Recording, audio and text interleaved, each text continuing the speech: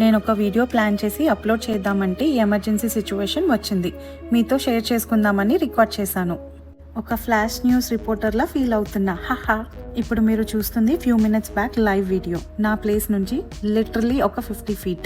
Full fire engines and fire fighters వచ్చేసారు. Roads అంతా blocked. Accident అనుకున్నా, బట్ కాదండి, ఫైర్ అంటుకుంది ఒక ఫుల్ ప్రాపర్టీకి.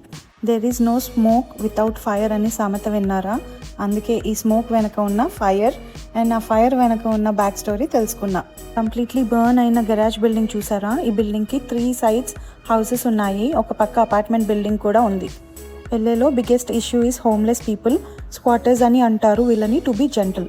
నెబర్హుడ్ గరాజ్ స్పేస్లో మకాం వేస్తే వెకెట్ చేపించారని మళ్ళీ బ్యాక్ వచ్చి కోపంలో ఫైర్ పెట్టారు. షాకింగ్ కదా, సో డేంజరస్ అసలు. ఫైర్ ఫైటర్స్కి మిలియన్ థ్యాంక్స్.